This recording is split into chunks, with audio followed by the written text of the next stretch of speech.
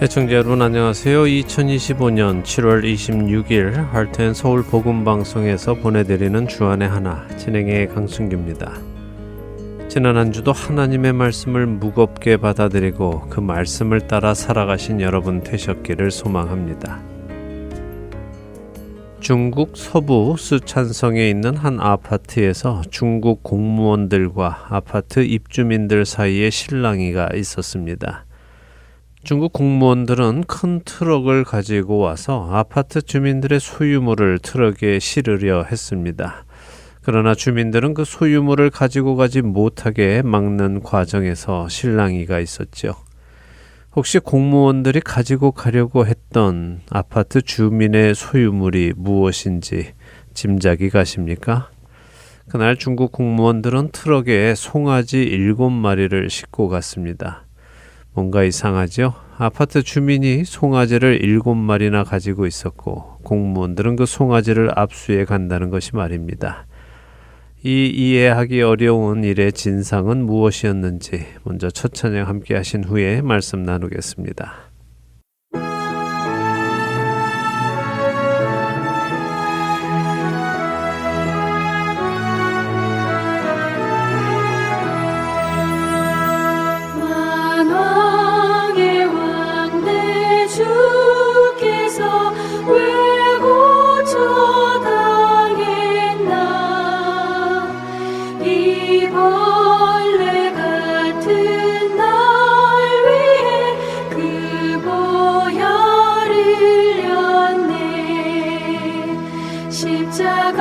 십자가 내가 처음 볼 때에 나의 맘에 큰 고통 사라져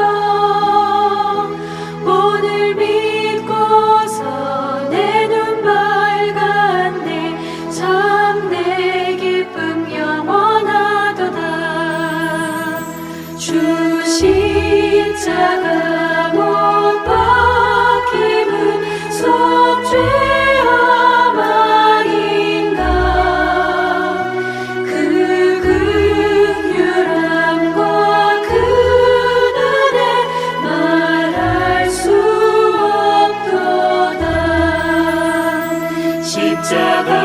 십자가 내가 처음 볼 때에 나의 맘에 큰 고통 사라져 오늘 믿고서 내 눈 밝았네 참 내 기쁨 영원하도다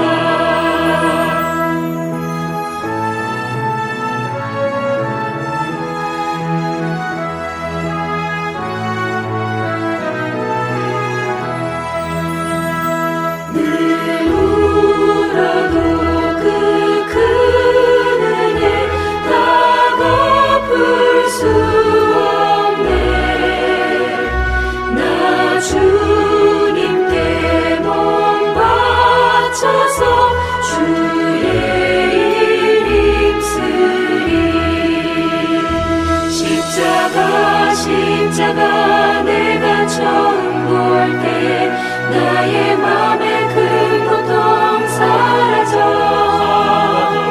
오늘 믿고서 내 눈 밝았네 참 내 기쁨 영원하도다 공무원들이 와서 송아지를 실어간 쓰촨성의 아파트는 사실 농촌에 세워진 현대식 아파트였습니다. 그리고 이 아파트에 입주해서 살고 있는 주민들 대부분은 농사를 짓는 사람들이었지요. 이들은 최근까지도 초가집이나 기와집 그리고 흙으로 집을 짓고 살던 사람들이었는데 최근 중국 정부가 그 집들을 헐고 그곳에 현대식 아파트를 지어준 것입니다. 그리하여 농부들이 그 아파트에 들어와서 살게 된 것인데요. 문제는 이렇게 현대식 아파트에 들어와 살게 된 농부들이 그 전에 흙집에서 살던 자신들의 생활 습관을 버리지 않고 그대로 가지고 들어와 살며 생긴 해프닝이었던 것입니다. 실제로 이 아파트의 베란다 사진을 보면 거의 모든 집이 닭을 키우고 있었습니다. 그런데 닭을 키우는 것을 두고 지금껏 민원을 제기한 사람은 없었다고 하네요. 아파트 베란다마다 닭들이 울고 알을 낳고 하는 일을 두고 문제를 삼은 사람은 없다는 것입니다. 이 정도는 그 아파트에서 충분히 이해할 수 있는 일이었기 때문입니다. 근데 닭을 넘어서 송아지를 데려다가 베란다에 키우는 집들이 늘어나면서 송아지로부터 나오는 배설물과 악취, 그리고 아파트를 쩌렁쩌렁 울리는 송아지들의 울음소리에 주민들이 민원을 제기하였고, 공무원들은 그 민원을 받고 나와 송아지를 키우는 집들에게서 송아지를 키울 수 없다고 말하며 송아지들을 압수해 가는 과정에서 실랑이가 있었던 것입니다. 예전에 우리 한국에서도 시골에서 서울 아파트로 이사 오면서 부뚜막에서 가마솥을 떼어서 가지고 온 분도 계셨다고 하는데 비슷한 모습인 것 같습니다. 한편으로는 그 순수함에 웃음을 짓게도 되고요. 또 한편으로는 신앙적으로 우리가 생각해 보아야 할 주제이기도 합니다.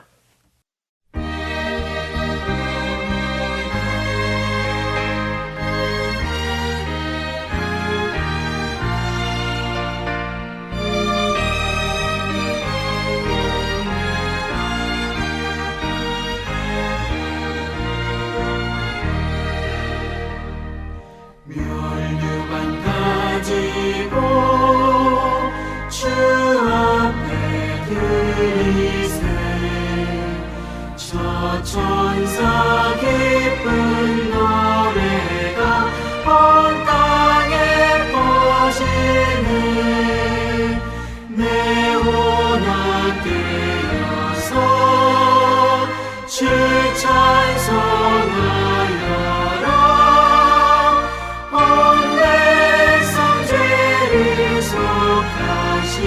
만왕의 왕일세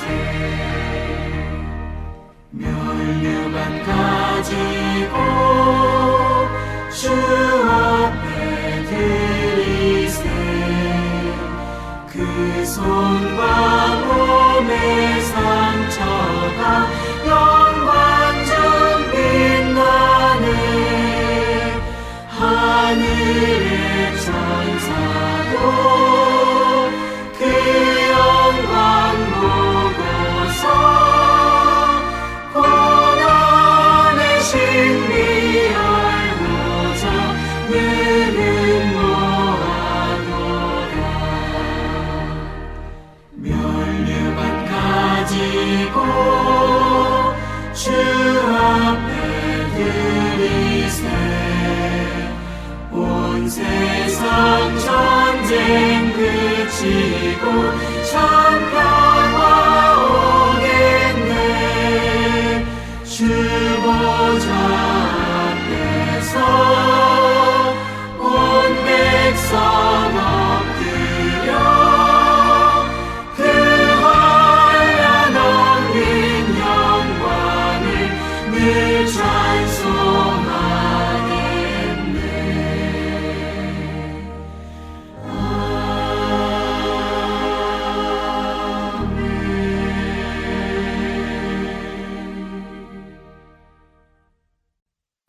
구식집에 살다가 현대식 아파트에 들어와 살게 되면 구식집에서 살던 문화를 내려놓고 새로운 아파트에 사는 문화를 배워야 하는 것이 당연합니다.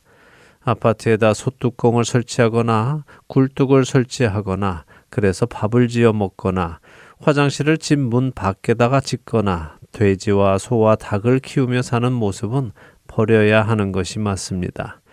만약 그렇게 계속해서 살고 싶다면 구식집을 현대식으로 개조해서 살아야지 현대식 아파트에 들어와서 그 아파트를 구식으로 바꾸려 해서는 안 되는 것입니다. 마찬가지로 우리 역시 멸망할 세상에서 부름받아 하나님 나라로 옮겨졌다면 멸망할 세상의 생활 습관을 버리고 이제는 하나님 나라의 생활 습관을 배우며 살아가야 합니다. 몸은 하나님 나라 안으로 입주했는데 하는 행동은 여전히 세상에서 하던 일을 하고 그 생활 습관을 따라 행동한다면 구식집에서 현대식 아파트로 몸은 이사를 왔지만 아파트 베란다에 소와 닭을 키우는 그 사람들의 모습처럼 어울리지 않는 것입니다. 하나님께서는 애굽에서 노예살이하던 이스라엘 백성들의 괴로움을 보시고 그들을 노예살이에서 자유하게 해 주셨습니다. 그들을 이끌고 약속의 땅으로 인도해 가셨지요. 그런데 그들 중 많은 사람들이 광야의 생활 속에서 예전의 애굽의 삶을 그리워하고 애굽에서 먹던 것을 그리워했습니다. 그리고 심지어 애굽 사람들이 섬기던 아피스와 하토르 신, 곧 소의 모양을 한 신의 형상을 만들어 이것이 우리를 애굽 땅에서 인도하여 낸 우리의 신이다라고까지 했지요. 어떤 신학자는 이들의 그런 모습을 두고 이스라엘 백성이 애굽을 떠나는 데에는 7일이 걸렸지만 그들의 마음속에서 애굽을 떠나 보내는 데에는 40년이 걸렸다라고까지 표현합니다. 그만큼 그들은 자신들의 마음속에서 애굽을 떨쳐내지 못하고 그리워했던 것입니다.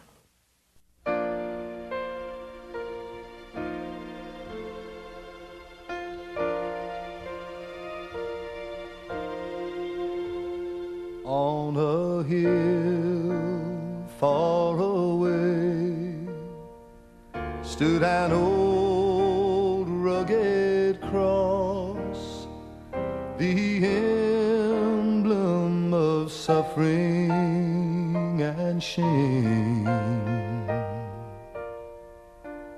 And I love that old cross where the dearest and best for a world of lost sinners was slain. So I'll cherish the old rugged cross till my trophies at last I lay down. I will cling to the old rugged cross and exchange it someday for a crown. To the old rugged cross I will ever be true. Its shame and reproach gladly bear. Then he'll call me someday to my home far away, where his glory forever I'll share. So I'll cherish the old rugged cross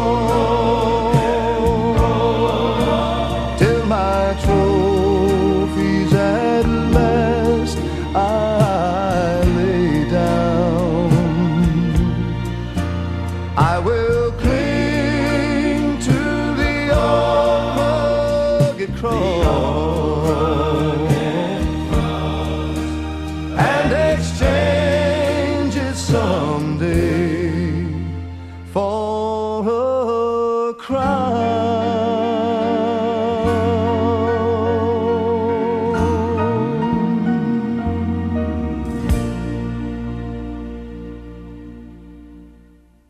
여러분과 함께 기도하는 1분 기도 시간으로 이어드립니다. 오늘은 노스캐롤라이나 그린스보로 한인장로교회 한일철 목사님께서 기도를 인도해 주십니다.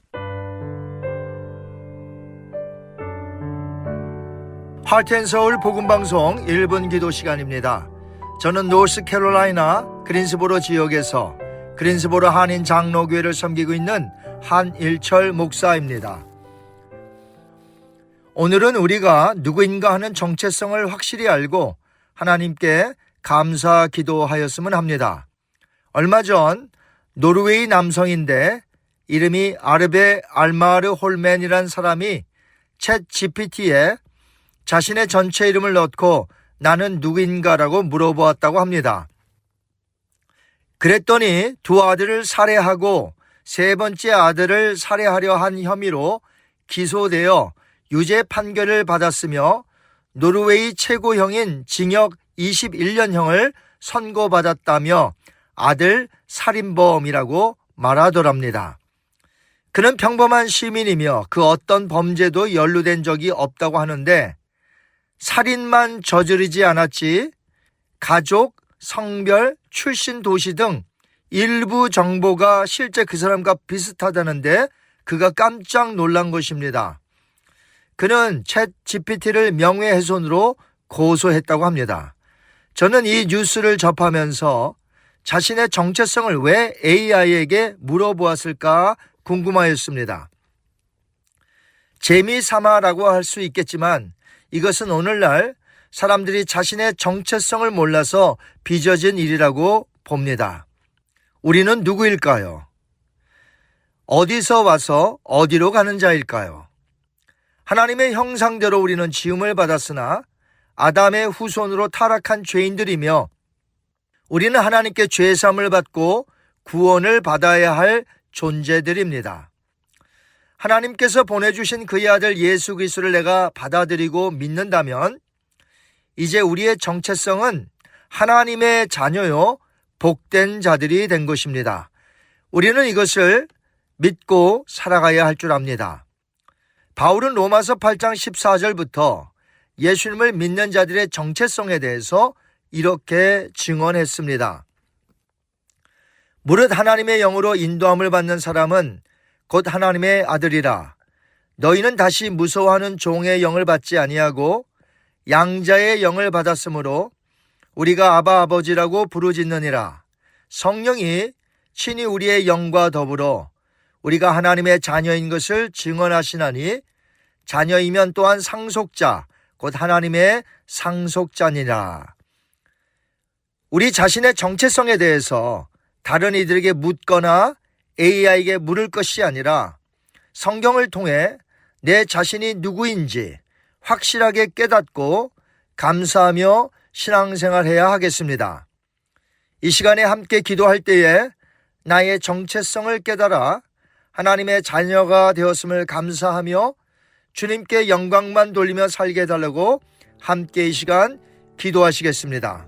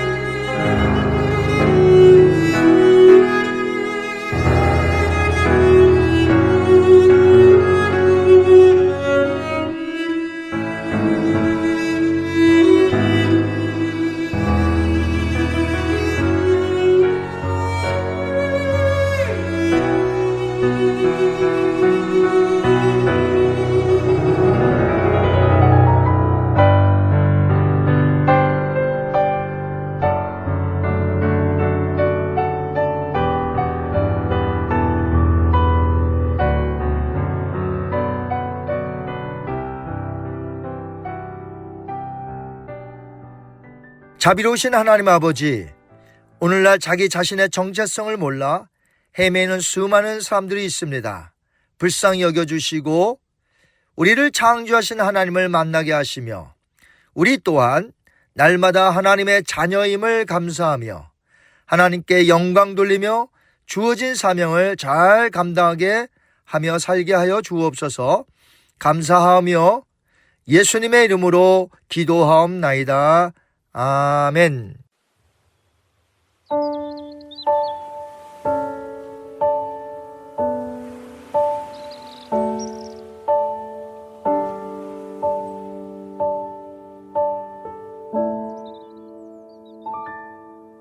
참 아름다운 곳이라 주님의 세계는 정말로 내가 나갔고 솔직할 수 있는 곳 조금이라도 내라 말할 수 없는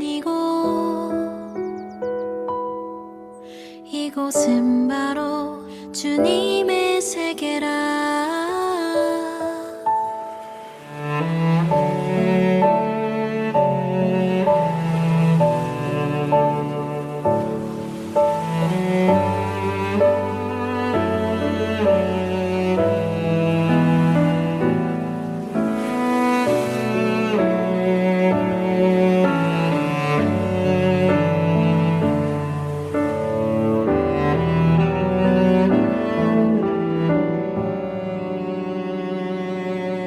세상은 항상 말하네 그 길이 아니라고 곱디고 온 길이 있는데 왜 힘들게 사냐고 단순한 선택조차 내게 버겁기만 한 곳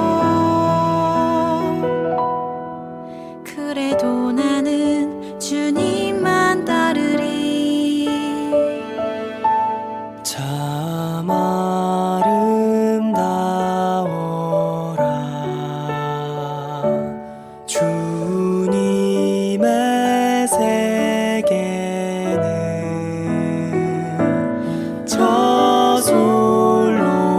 저솔로몬의 옷보다 더 고운 백합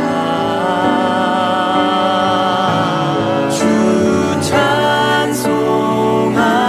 찬송하는 듯 저 맑은 새소리 내 아버지의 지으신 그 솜씨 깊도다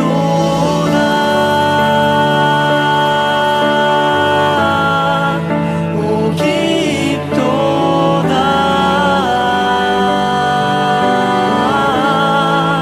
오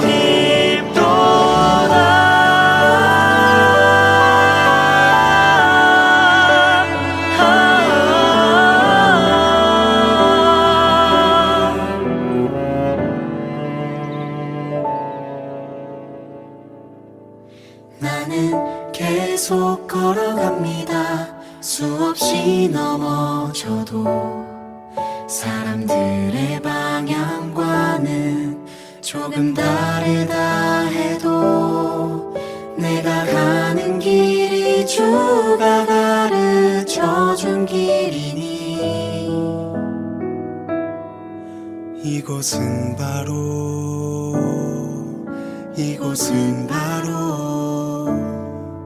이곳은 바로 주님의 세계라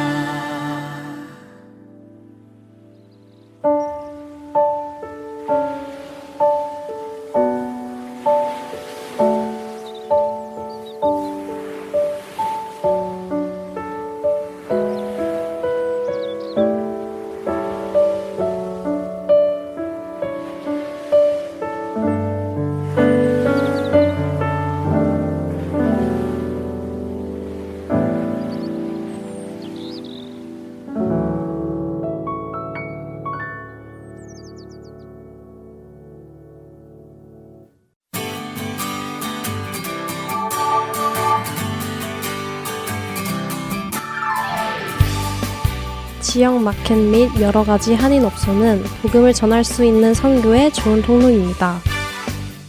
뉴멕시코주에는 현재 한인들이 6,000명 정도 살고 계시다고 합니다. 앨버커키에 위치한 아리랑 마켓 또는 킴스 마켓에 저희 CD를 놓아주시고 관리해 주실 동역자를 찾습니다. 매주 혹은 한 달에 2번 정도 방문하여 CD를 배치해 주실 수 있는 분은 연락 주세요. 사무실 전화번호 602-866-8999입니다.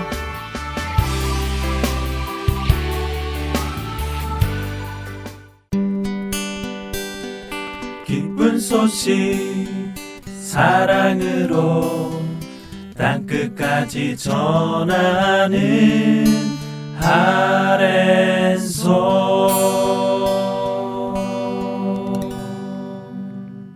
구약의 다니엘서를 공부하는 시간입니다. 흔들리지 않는 믿음 함께 하시겠습니다.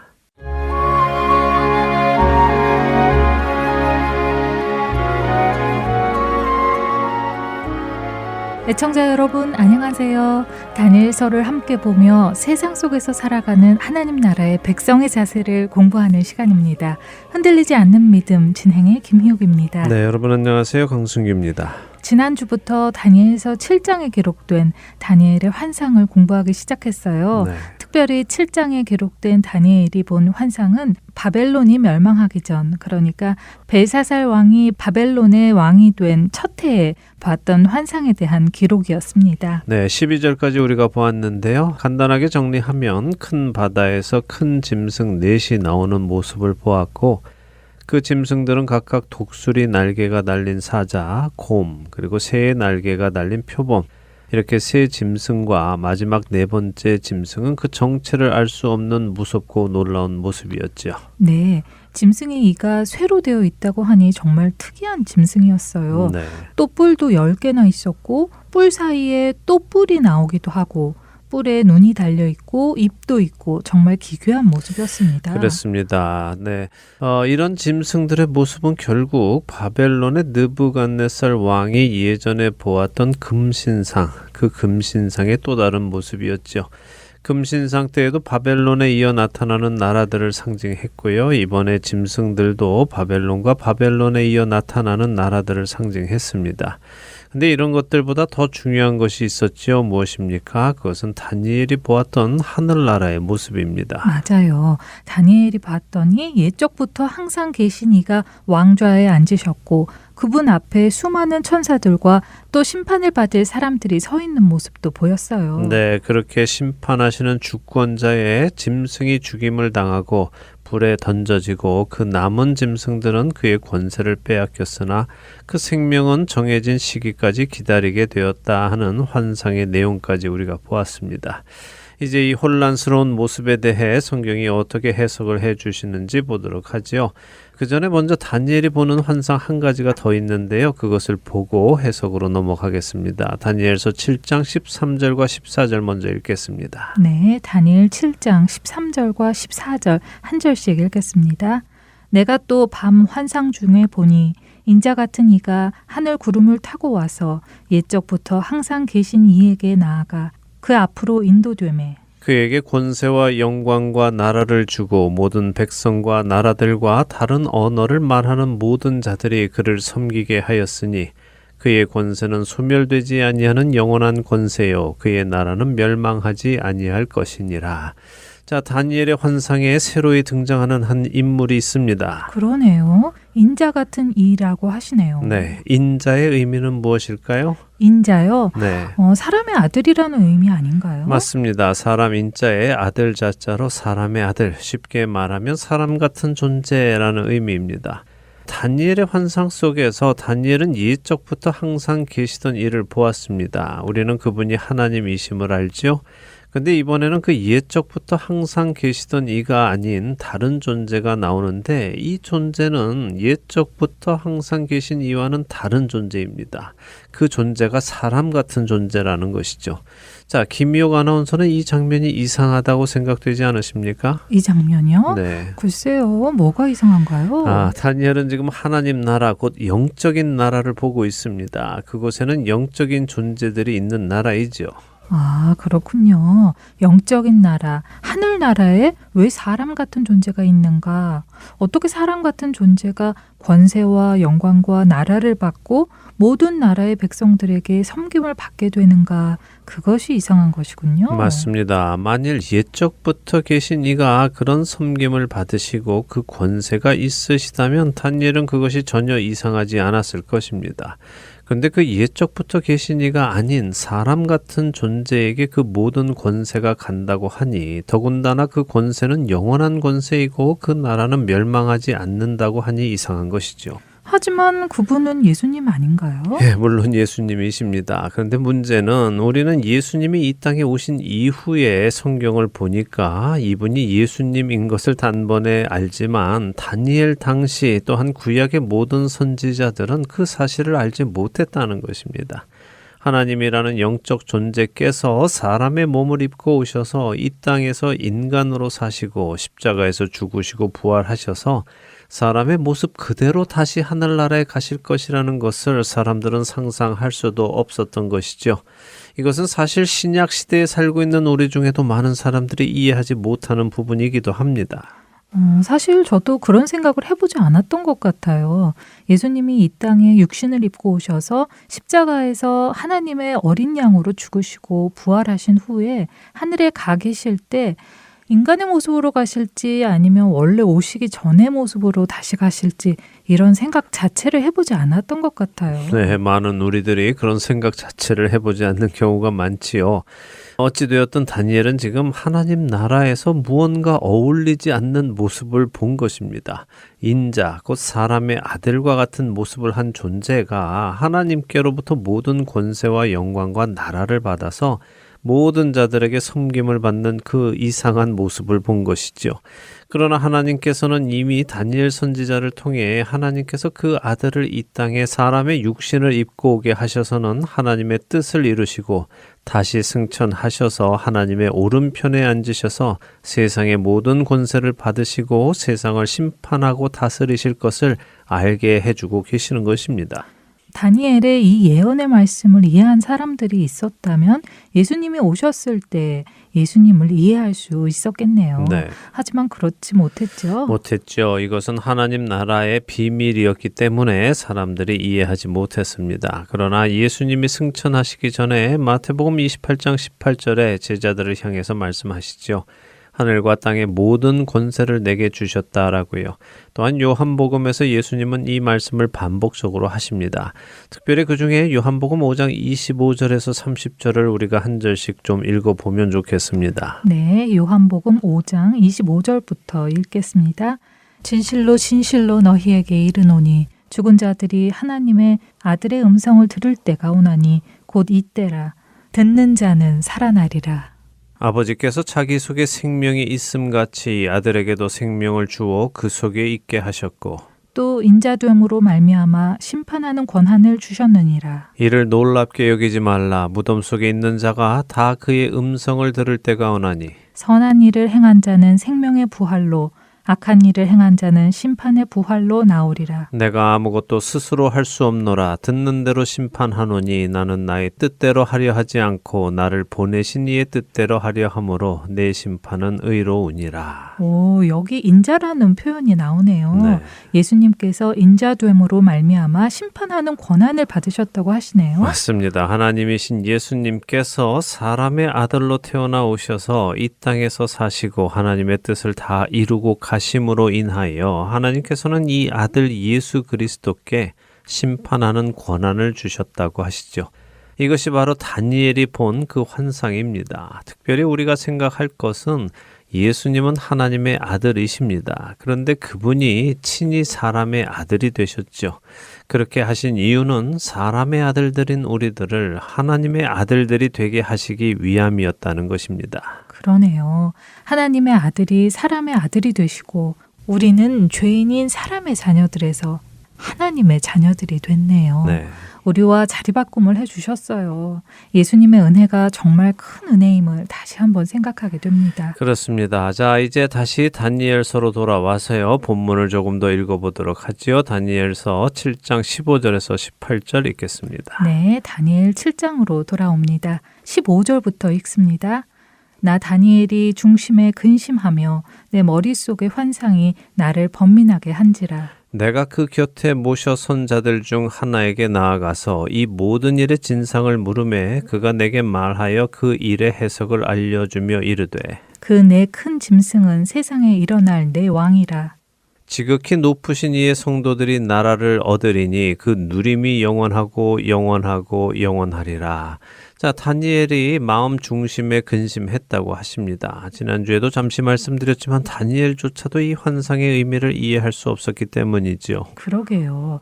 느부갓네살 왕의 꿈도 해석을 해준 다니엘이 자신이 본 환상은 이해할 수 없었으니 답답했을 것 같아요. 그렇습니다. 그래서 다니엘은 하나님 앞에 모셔 선 자하고 천사에게 이 모든 일의 진상을 물었다라고 하죠. 그랬더니 천사 중에 하나가 설명을 해주는데요. 아주 간략하게 설명해 줍니다. 이렇게 많은 환상이 있지만 결국 그 내용은 뭐라는 것입니까? 세상에 일어날 내 왕이 있지만 결국 지극히 높으신 이의 성도들이 나라를 얻을 것이고 그 나라는 영원할 것이라는 말씀이네요. 맞습니다. 이것이 아주 중요한 포인트입니다. 다니엘의 눈에 보이는 그 짐승들이 아무리 독수리 날개 다른 사자처럼 용맹해 보이고 엄청난 힘이 있는 곰처럼 보이고 심지어 이가 철로 되어서 뭐든지 부숴버리는 그 정체를 알 수 없는 무시무시한 존재들이 이 세상을 다스린다 하더라도 그들의 나라는 영원하지 않다는 것입니다. 오직 지극히 높으신 이 곧 하나님의 성도들이 결국에는 나라를 얻을 것이고 그 나라는 영원할 것이라는 말씀이죠. 이것이 우리 성도들에게 하나님께서 해주시고 싶은 말씀이고요. 이 사실을 믿는 자들은 이 세상의 권력을 쥔 세력을 두려워하지 않고 흔들리지 않는 믿음으로 끝까지 믿음을 지킬 수 있는 것입니다. 결론은 이미 주어져 있는 것이니까요. 그 사실을 믿기만 한다면 이 세상에서 믿음으로 승리할 수 있다는 말씀이군요. 그렇습니다. 자, 그런데 이렇게 간단한 해석을 천사가 해주니 다니엘의 마음이 흡족하지 않았습니다. 다니엘은 정체를 알 수 없는 이 네 번째 짐승의 마음이 쓰였지요. 그래서 네 번째 짐승에 대해서 자세히 알고 싶어졌습니다. 그 다음 본문을 읽어보죠. 19절에서 27절입니다. 네, 다니엘 7장 19절에서 27절 한 절씩 또 읽어보겠습니다. 이에 내가 넷째 짐승을 관하여 확실히 알고자 하였으니 곧 그것은 모든 짐승과 달라서 심히 무섭더라. 그 이는 쇠요, 그 발톱은 노시니 먹고 부서뜨리고 나머지는 발로 밟았으며 또 그것의 머리에는 10뿔이 있고 그 외에 또 다른 뿔이 나오매 세 뿔이 그 앞에서 빠졌으며 그 뿔에는 눈도 있고 큰 말을 하는 입도 있고 그 모양이 그의 동류보다 커 보이더라. 내가 본즉 이 뿔이 성도들과 더불어 싸워 그들에게 이겼더니 이에적부터 항상 계신 이가 와서 지극히 높으신 이의 성도들을 위하여 원한을 풀어주셨고 때가 이름의 성도들이 나라를 얻었더라.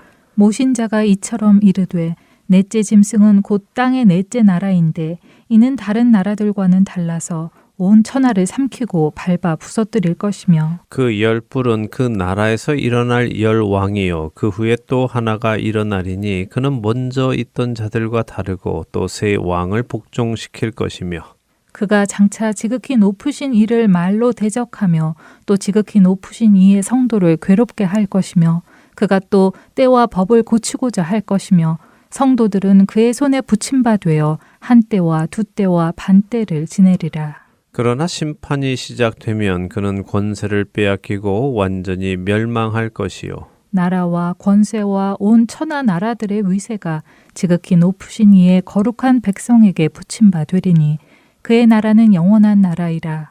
모든 권세 있는 자들이 다 그를 섬기며 복종하리라. 네, 자 정체를 알 수 없는 네 번째 짐승에 대한 궁금증이 풀리지 않는 다니엘은 천사에게 해석을 묻습니다. 19절에서 22절에는 이 네 번째 짐승에 대한 설명이 다시 되어 있죠. 그랬더니 23절부터 천사가 설명을 해주는데요.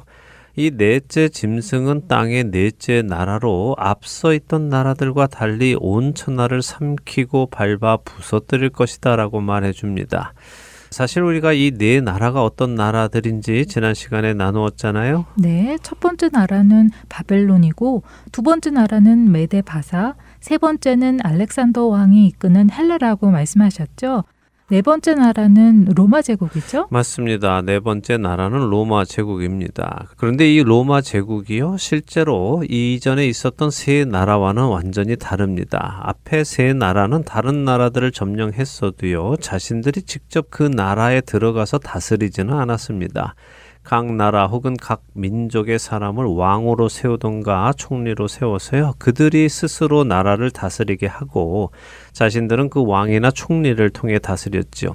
예를 들면 역대하 36장에 남유다의 왕이었던 여호야김이 죽자 백성들은 여호야김의 아들인 여호야긴을 왕으로 세웁니다. 하지만 바벨론의 느부갓네살 왕은 사람을 보내서 백성들이 세운 이 여호야긴을 바벨론으로 잡아오도록 하고는 여호야긴의 숙부 시드기야를 왕으로 세워서 유대와 예루살렘의 왕으로 삼았지요. 이처럼 기존에 있던 왕을 내리고 자신들이 왕을 세워놓고는 그 왕을 통해 다스린 것입니다. 그런데 로마는 이것과 달리 직접 사람을 보내서 다스렸죠. 로마의 총독 아닌가요? 빌라도 총독 같은 사람이요. 맞습니다. 바로 그렇게 로마는 세계를 정복하고는 각 나라에 로마로부터 총독을 파송해서 다스렸습니다. 바로 이런 모습을 로마 제국주의라고 하는데요. 결국 지금 천사가 하는 말은 이 로마 제국주의가 마지막 짐승의 특징이다라고 하는 것입니다. 그런데 이 네 번째 짐승은 온 세상을 다 삼키고 밟아 부서뜨릴 것이라고 하는데요. 여기 삼킨다는 표현을 생각해 보면 이 표현은 음식을 먹어서 자신 안으로 흡수한다는 표현이죠. 그래서 이 네 번째 짐승은 온 세상을 자신의 일부로 흡수한다 하는 말이고요. 조금 더 자세히 표현하자면 자신의 가치관과 문화를 다른 모든 세상 나라들에게 주입시킨다 하는 말입니다. 단순히 눈에 보이는 지배를 넘어 정신까지 지배한다는 것이군요. 그렇죠. 이 네 번째 짐승에게서 10명의 왕이 일어날 것이고 이것이 마치 10개의 다른 나라들처럼 보이기는 하지만 뿌리는 결국 하나인 같은 정신을 가진 나라다라는 것을 말씀하는 것입니다.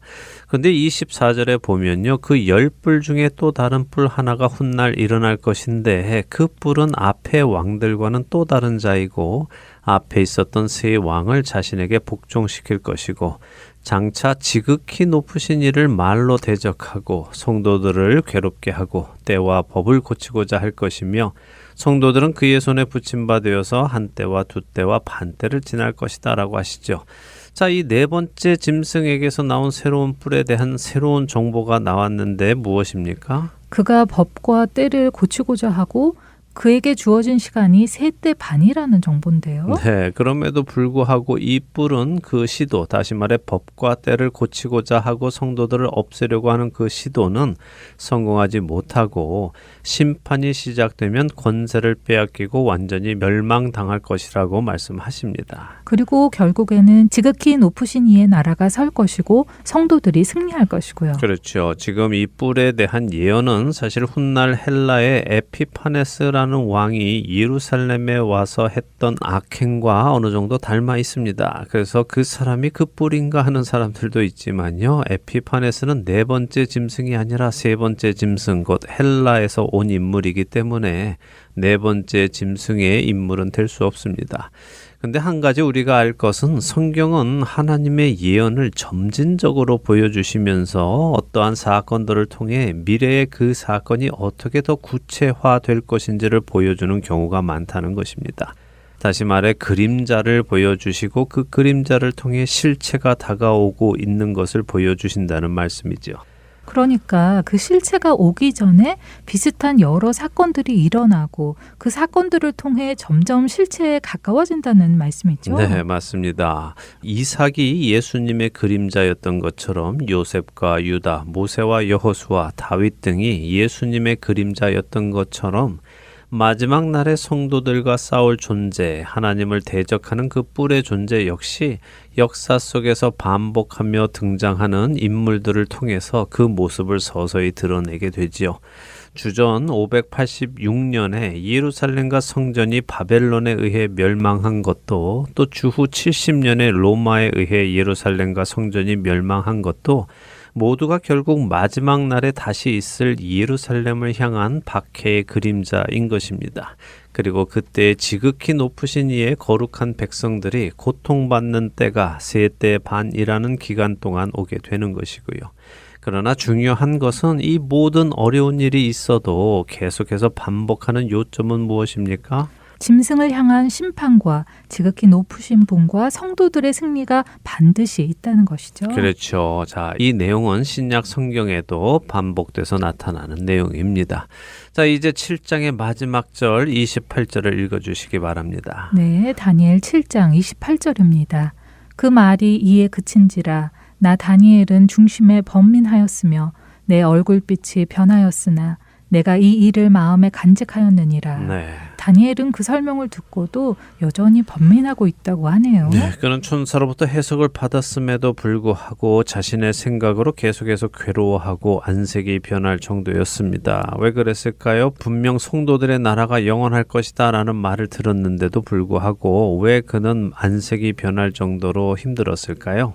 그것은 지극히 높으신 분의 백성이 네 번째 짐승에 의해 고난과 핍박받는 것이 아무리 그 후에 승리가 온다 하더라도 당장은 괴로운 것이기 때문에 그렇습니다.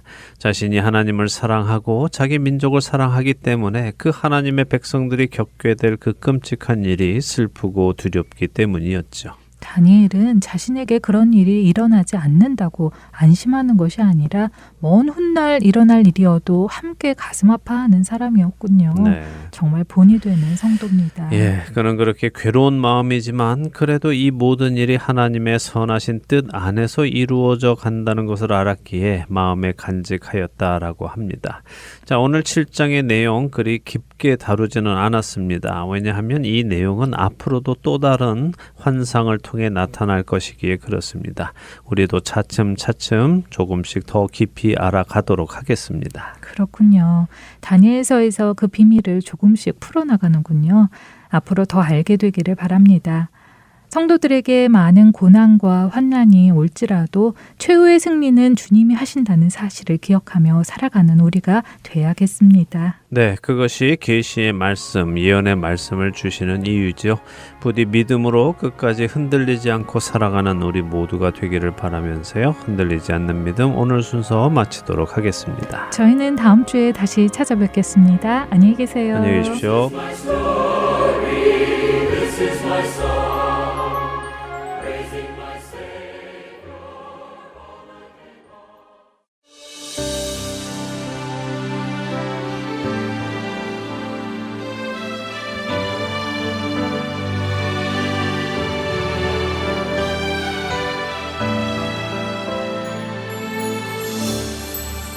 비길 수 없네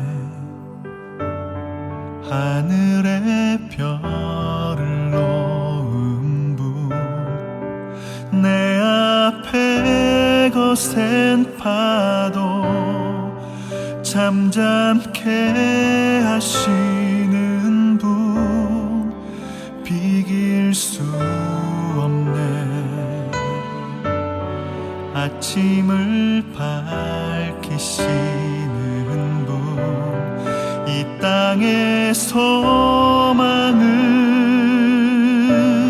주의 사랑 안에 있네 주 관대하시네 영원토록 놀라운 영광의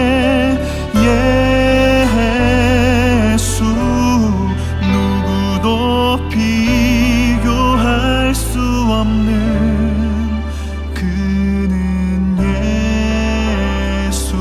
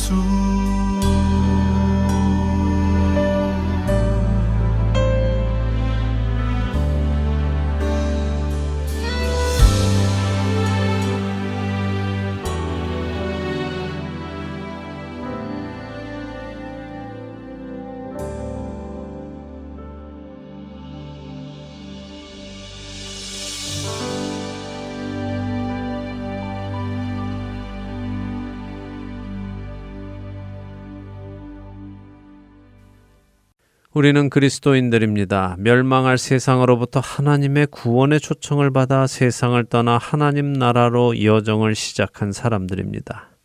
이스라엘 백성들이 애굽을 떠나 가나안 땅으로 하나님의 인도하심을 받으며 간 것처럼 우리 역시 세상을 떠나 하나님의 나라로 성령 하나님의 인도하심을 받으며 신앙의 여정을 가는 자들입니다. 그렇기에 우리는 이스라엘 백성들이 저지른 실수를 반복해서는 안 될 것입니다. 그러므로 내가 이것을 말하며 주 안에서 증언하노니 이제부터 너희는 이방인이 그 마음에 허망한 것으로 행함같이 행하지 말라. 그들의 총명이 어두워지고 그들 가운데 있는 무지함과 그들의 마음이 굳어짐으로 말미암아 하나님의 생명에서 떠나 있도다. 그들이 감각 없는 자가 되어 자신을 방탕에 방임하여 모든 더러운 것을 욕심으로 행하되 오직 너희는 그리스도를 그같이 배우지 아니하였느니라. 진리가 예수 안에 있는 것 같이 너희가 참으로 그에게서 듣고 또한 그 안에서 가르침을 받았을진데 너희는 유혹의 욕심을 따라 썩어져가는 구습을 따르는 옛사람을 벗어버리고 오직 너희의 심령이 새롭게 되어 하나님을 따라 의와 진리의 거룩함으로 지으심을 받은 새 사람을 입으라.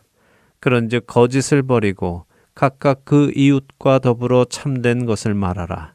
이는 우리가 서로 지체가 됨이라.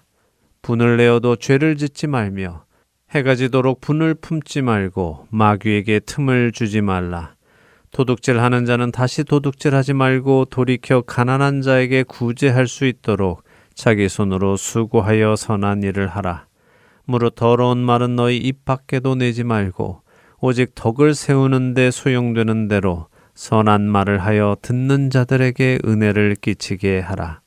하나님의 성령을 근심하게 하지 말라. 그 안에서 너희가 구원의 날까지 인치심을 받았느니라. 너희는 모든 악독과 노함과 분냄과 떠드는 것과 비방하는 것을 모든 악의와 함께 버리고 서로 친절하게 하며 불쌍히 여기며 서로 용서하기를 하나님이 그리스도 안에서 너희를 용서하신과 같이 하라. 에베소서 4장 17절에서 32절의 말씀입니다. 성경은 옛사람과 새사람의 성품이 분명히 다름을 우리에게 말씀해 주십니다. 옛사람, 곧 우리가 세상에 속했을 때 우리는 거짓을 말했고 분을 다스리지 않았고 분을 오래 품었으며 마귀에게 틈을 주었지요. 자신의 유익을 위해 남에게 피해를 주는 것을 생각하지 않았고 남을 돕기 위해 살지 않았습니다.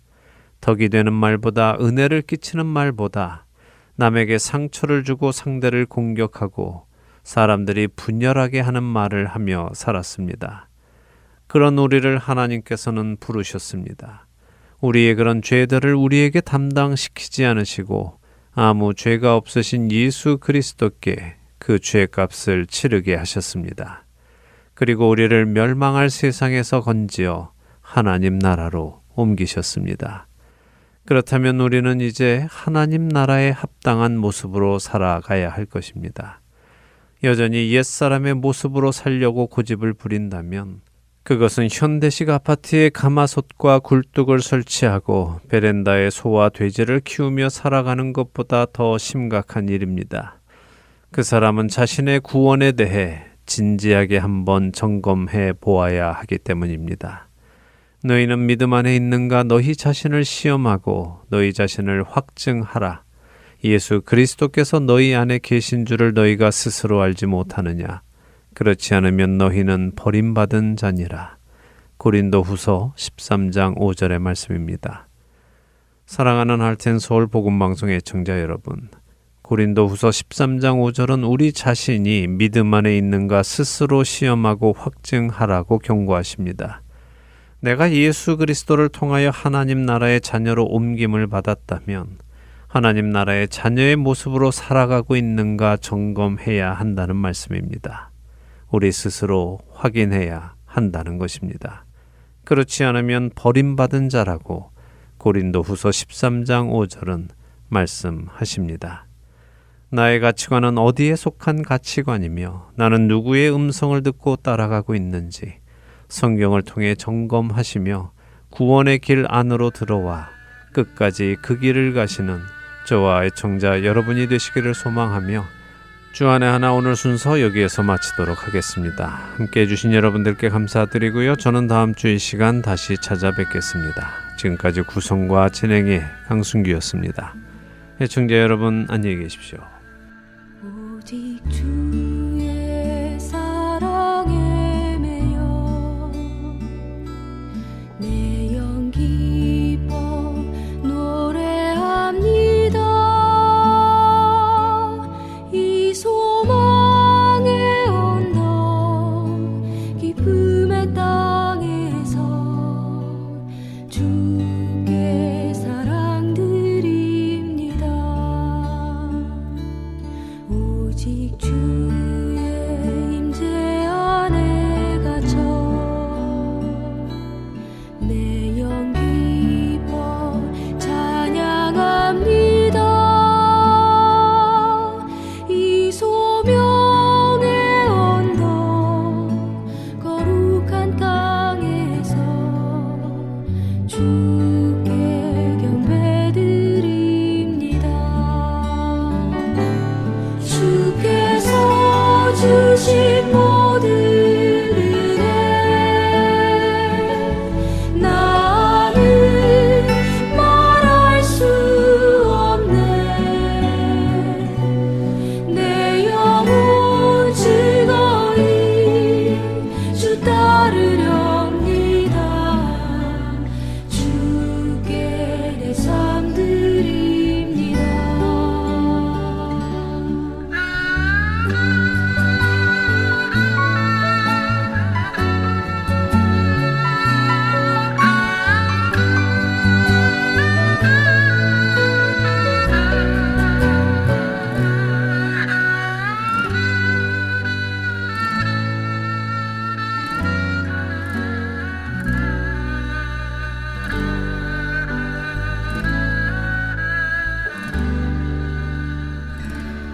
오직 주의 사랑에 매여 내 영 기뻐 노래합니다. 이 소망의 언덕 기쁨